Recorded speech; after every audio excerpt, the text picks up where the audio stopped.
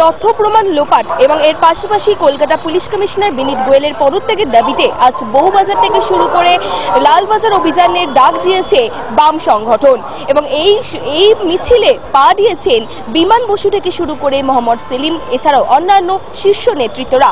এছাড়াও এই মিছিলে কিন্তু উপচে পড়া ভিড় চোখে পড়ার মতন এবং এই মিছিলে প্রচুর কর্মী সমর্থকরা এসে উপস্থিত হয়েছেন।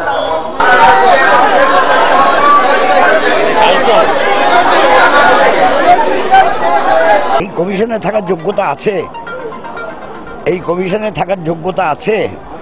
কেউ মনে করে, সাংবাদিক বন্ধুরা কি মনে করে এই কমিশনে থাকার যোগ্যতা আছে? এই কমিশনারকে মেরুদণ্ডটা সোজা করার জন্য একটা মেরুদণ্ড উপহার দিয়ে এসছে। জুনিয়র ডাক্তাররা মেরুদণ্ড সোজা রাখার জন্য একটা মেরুদণ্ড তাকে উপহার দিয়ে এসছে। এটাই মেরুদণ্ড। আপনার মেরুদণ্ডটা নেই, এটা লাগিয়ে নিন। মূলত পুলিশ কমিশনার বিনীত গোয়েলের পদত্যাগ এবং এই আরজিকর মামলায় যারা যারা জড়িত রয়েছেন তার সুবিচারের দাবিতে আজ পথে নেমেছিল বাম সংগঠন।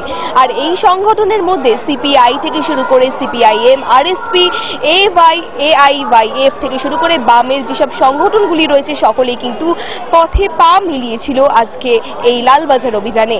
ক্যামেরায় রবি দত্তের সঙ্গে কোয়েল বণিকের রিপোর্ট, ওঙ্কার বাংলা, কলকাতা।